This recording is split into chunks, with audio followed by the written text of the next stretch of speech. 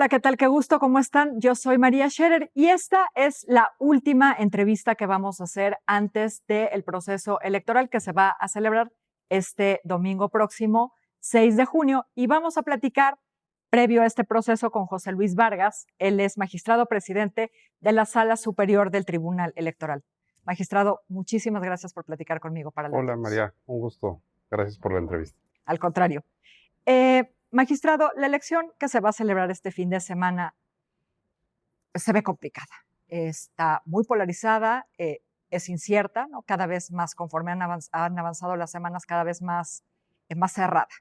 Se afirma que el presidente puede rechazar el resultado de la elección, por lo menos de manera parcial, por lo que se ha establecido comunicación entre la Secretaría de Gobernación y el tribunal. ¿Esto es cierto? Yo sé que usted ve con cierta frecuencia a la Secretaría de Gobernación, pero ¿se han reunido para hablar sobre eso particularmente o más frecuentemente? No, de ninguna manera. Nuestra comunicación siempre ha sido institucional cuando hay algún tema vinculado del tribunal que tiene que ver con la gobernabilidad.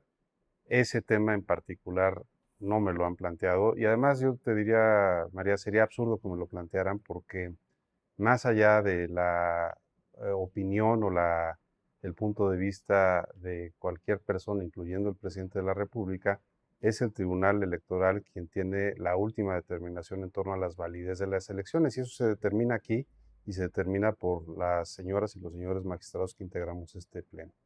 Ahora, no es un hecho, por supuesto, ¿no? Pero si el presidente no aceptara o parcialmente la elección, sería algo absolutamente inédito.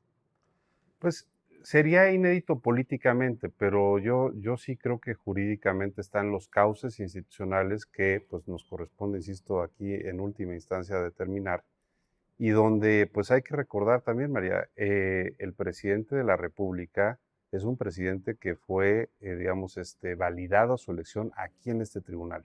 Con lo cual, yo siempre he dicho que en una democracia, pues lo primero tiene que haber demócratas y los demócratas es parte del juego donde tienen que asumir cuando se gana y también cuando se pierde el proceso electoral. Yo creo que va a ser un proceso muy competido donde va a estar dividida la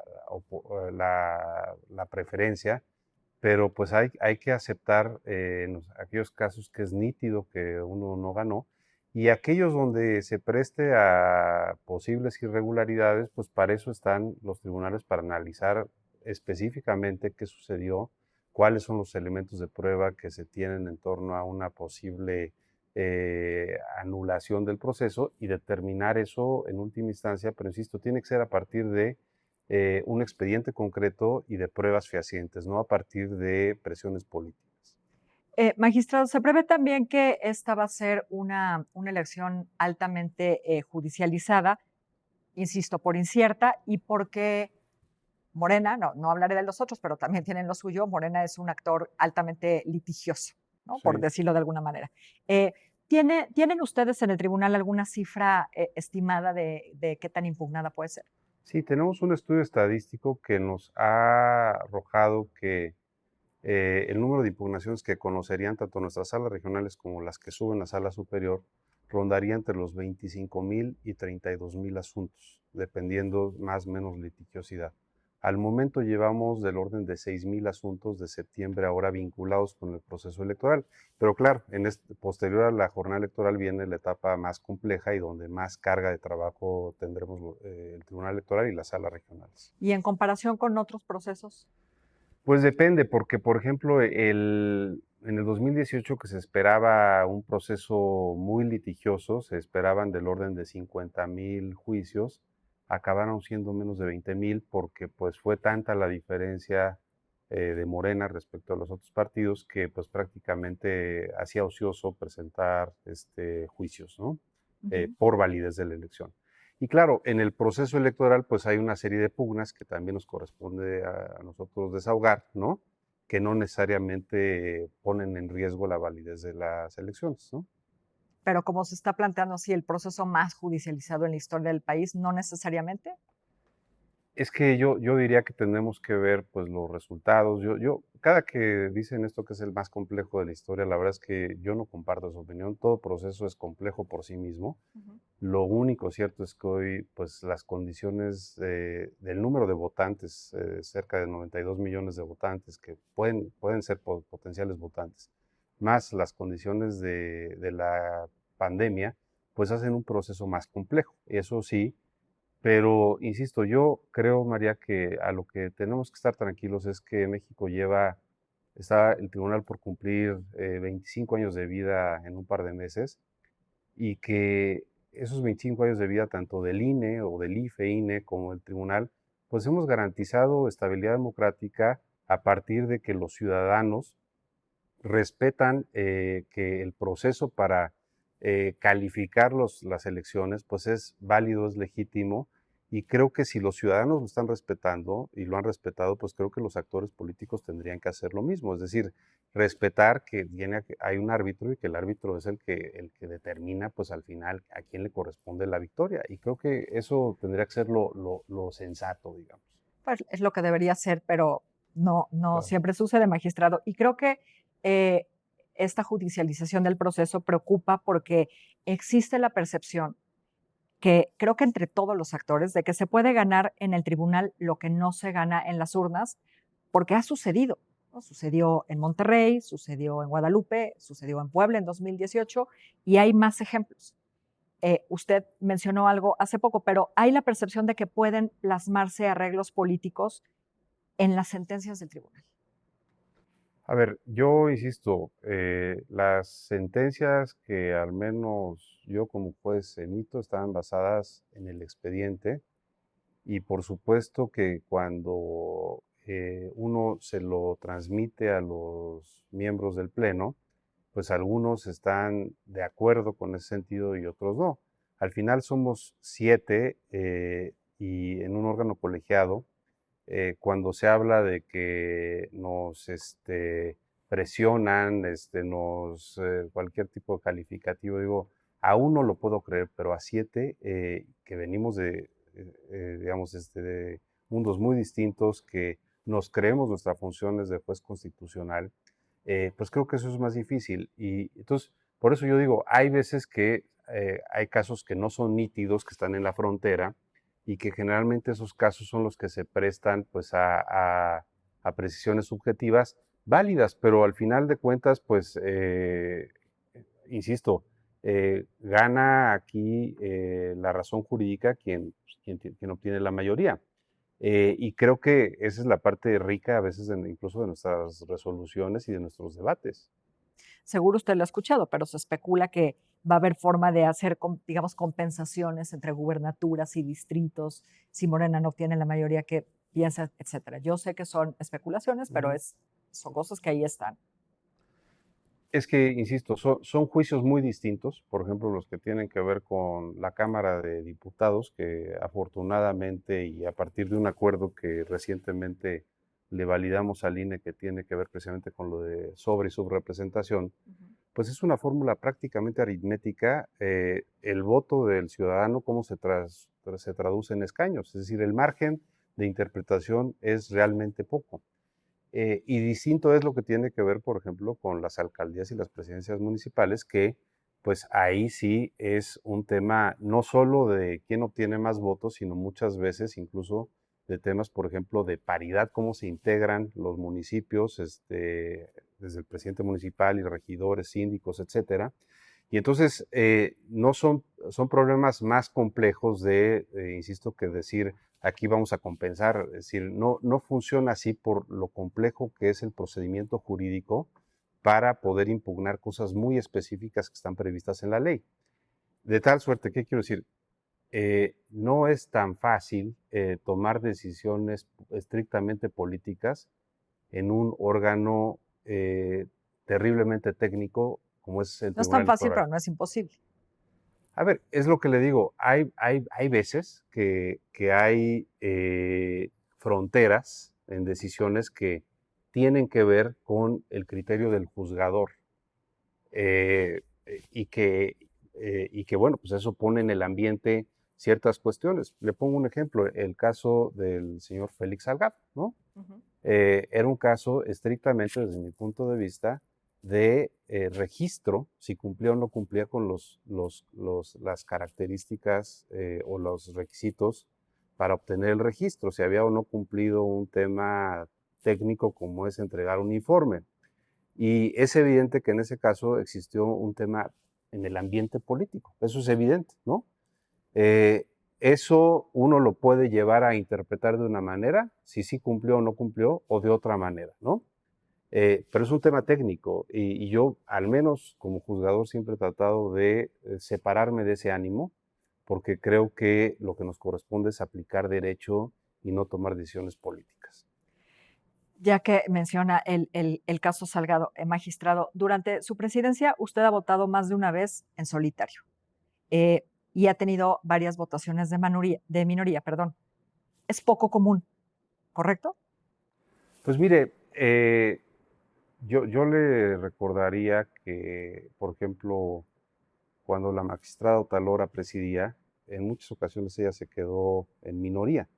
Cuando el magistrado Fuentes presidió, no, porque había un bloque que lo conformamos 4 magistrados que generalmente teníamos muchas opiniones en común, ideológicamente nos identificábamos mucho y, y yo le diría que yo durante mis 4 años en el tribunal siempre había sido un magistrado que pues generalmente en los asuntos sobre todo complejos pues siempre compartía la opinión con la mayoría y cuando no son criterios muy específicos que yo tenía.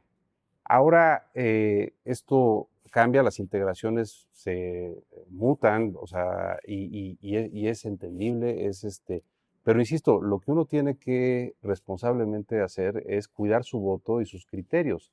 Yo tengo una obligación de cuidar mis criterios a partir de lo que he venido diciendo con anterioridad, porque eso es lo que genera certeza jurídica a los ciudadanos que vienen al tribunal.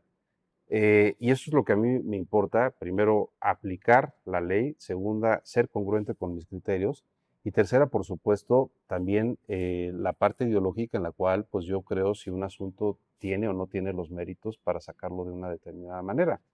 Y mis pares también tienen que hacer ese propio análisis a la luz de cómo ellos han venido votando. Si ellos están siendo congruentes, pues eso lo tendrán que. Pero también importa la congruencia o la consistencia de los votos del tribunal en su conjunto.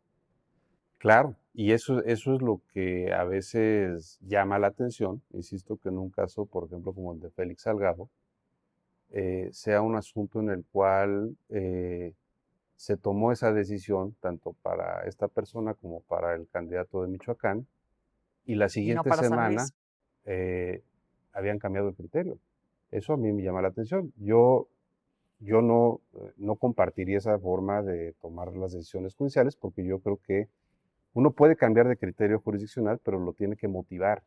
Y generalmente esas motivaciones pues son a partir de otros elementos que suceden en el juicio que lo llevan a uno o en la realidad jurídica, a determinar que el criterio evoluciona y que se cambia. Pero de una sesión a otra, la verdad es que a mí me parece eso difícil de poder argumentar.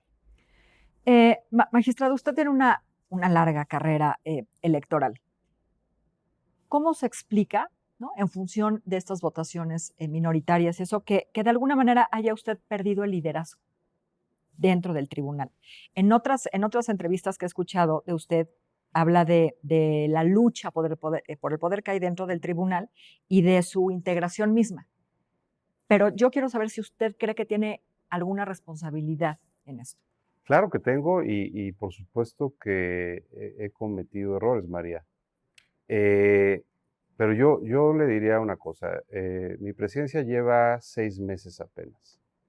Fue una presidencia terriblemente turbulenta para poder llegar porque no había forma que nos pusiéramos de acuerdo en quién iba a presidir por tercera ocasión este tribunal.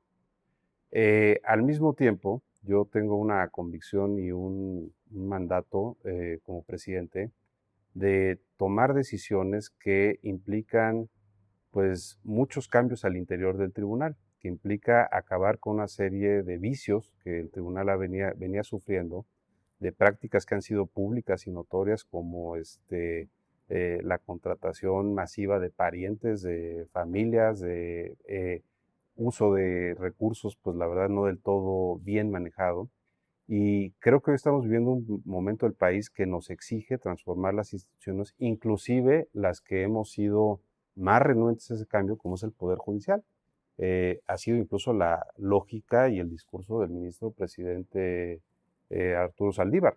Y en ese sentido, pues yo, cuando asumí la presidencia del tribunal, determiné que iba a haber un cambio de tipo de administración absolutamente transparente y con respeto al uso de los recursos públicos. ¿Y qué quiere decir eso? Pues hacer ciertos ajustes que están pues causando, yo le llamaría molestia dentro del tribunal. Como insisto, pues es esto de que no puede ser que tengamos 5 personas que se llamen con el mismo apellido trabajando en la misma institución.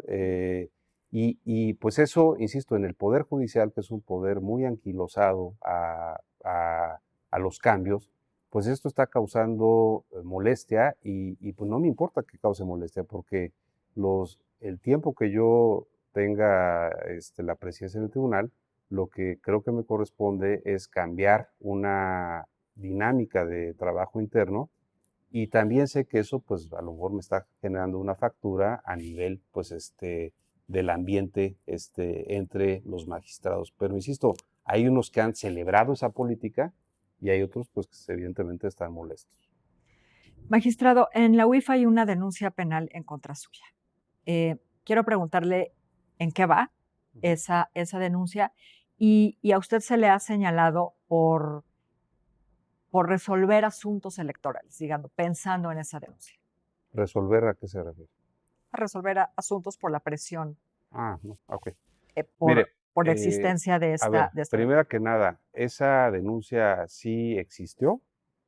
Yo me enteré por los medios de comunicación, porque ilícitamente la UIF la filtró a un medio de comunicación.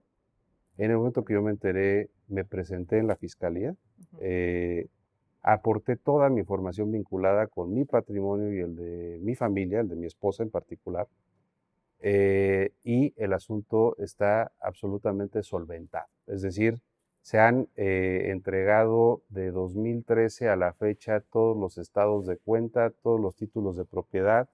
Por cierto, todos los títulos de propiedad antes de yo ser magistrado de la Sala Superior y como practicante en el mundo del derecho. Y bueno, creo que no es nuevo y no es solo hacia mí, como a veces están utilizando la UIF como un mecanismo de ataque o de presión. Y afortunadamente yo hice lo correcto, acudí ante las instituciones y afortunadamente confío en el Ministerio Público, perdón, y creo que el Ministerio Público, por lo que hasta la última vez que yo revisé la carpeta de investigación, que fue hace 2 semanas o algo así, está totalmente concluida esa investigación y ha sido absolutamente falsos los que me han imputado de esa oficina del gobierno federal. ¿Está desechada la denuncia? Sí, no he recibido aún el escrito, porque es un escrito que tarda, ¿no? El Ministerio Público lo tiene que notificar, y es en ese momento cuando yo reciba ese oficio, en el momento en que le puedo decir fehacientemente que está cerrado. Pero yo, en lo que vi del expediente, que tengo acceso como persona, como ciudadano, el asunto está cerrado en la investigación. ¿Y qué habla eso? Que fue sumamente contundente mi respuesta jurídica, como que yo la redacté, con todos los elementos que aporté para que se diera la licitud de todo mi patrimonio. Y la verdad, María, qué bueno que usted me pregunte eso, porque sí veo muy lamentable que hoy estemos pasando en un momento del país como donde estén atacando a jueces constitucionales sin elemento alguno. Si hubiera un elemento, pues insisto, yo sería el primero en pues decir no tengo las condiciones para ejercer el cargo, pero no habiéndolo en un momento del país tan delicado como este, me parece pues que habla de un esquema realmente preocupante de que se estén utilizando esas instituciones para esas finalidades. Magistrado, los ataca desde el presidente de la República, que dice que los jueces son corruptos. Bueno, es que yo insisto, ese tipo de calificativos, llámese presidente, llámese quien sea, tienen que estar acreditados, porque de lo contrario se trata simplemente de denostar la imagen de personas que pues creo que llevamos mucho tiempo trabajando por este país en instituciones claves, como son las electorales y las democráticas en las cuales yo he venido trabajando. Y me parece, insisto, pues que eso puede rayar en pues, irresponsabilidad de no entender el momento por el cual estamos pasando y la importancia que exige pues, respetar a las instituciones. Magistrado, ¿le parece que el presidente está invadiendo la autonomía judicial? Cosa de la que se habló profusamente y se cuestionó cuando la extensión del periodo del ministro Saldívar. Yo considero que cada poder público tiene que respetar los límites hasta donde llega. Es como recientemente lo que ha sucedido en torno a que han salido algunos legisladores a decir que van a cambiar el tribunal y el INE. Yo puedo estar de acuerdo o no estar de acuerdo, pero ellos tienen la facultad constitucional de, si tiene el número requerido en la Constitución, poderlo hacer. Si me piden una opinión, la podré dar como técnico o como experto, pero es una facultad de ese poder. Y yo creo que también en ese sentido, pues el Ejecutivo tiene que hacer lo mismo con el Judicial y con el Legislativo, respetar su ámbito de competencia, porque de lo contrario, insisto, sobre todo María, frente a la ciudadanía, creo que se desdibuja mucho por qué la división de poderes. Y yo creo fielmente en la división de poderes y creo en los contrapesos y creo que esta elección va a ser muy importante para generar esos contrapesos y creo que eso puede ser muy sano para el país. A nadie le sirve en ninguna democracia que haya mayorías absolutas que no dejen hablar a las minorías. Y yo creo que esta es una gran oportunidad para que eso se pueda generar y que siga habiendo una oposición responsable, siga habiendo una oposición creíble y que existan alternativas para el ciudadano en caso de que llegue un momento en que no estén de acuerdo con esta forma de gobernar u otra, como hemos venido en dos alternancias presidenciales en nuestra historia reciente. Magistrado, la reputación del INE va, digamos, a la alza, la del Tribunal Electoral no. Tiene que ver con la tensión entre los magistrados, con las declaraciones del presidente, con el cúmulo de conflictos jurídicos. ¿A qué lo atribuye usted? Bueno, a ver, los órganos colegiados somos órganos cíclicos que no necesariamente tenemos que tener un comportamiento en nuestra trayectoria de popularidad o no, porque no nos debemos nosotros que de prestar la popularidad. Si bien el INE, Pero sí a la confianza. claro, y si bien, por ejemplo, el INE ha optado por una estrategia pues mucho más, yo le llamaría de confrontación con el Ejecutivo, el tribunal, por lo menos yo he considerado que esa no es la posición que le corresponde a un juzgador en esta materia. Es decir, ¿por qué? Porque finalmente cualquiera de esos actores el día de mañana puede estar sentado en el banquillo de la parte a ser juzgada. Hemos tenido asuntos del presidente recientemente y entonces una de las funciones fundamentales en esta materia o en este trabajo pues es la prudencia. Es decir, si nosotros no somos prudentes frente a las provocaciones de algunos actores políticos, pues nos convertimos en parte de la controversia y ya no en árbitros. Y yo creo, con todo respeto, es que a veces al INE le ha pasado eso. Es decir, ¿y eso qué pasa hoy? Que en un momento tan polarizado, pues está generando confianza a la ciudadanía o por lo menos reacción de que alguien está contradiciendo o contrarrestando la voz del presidente.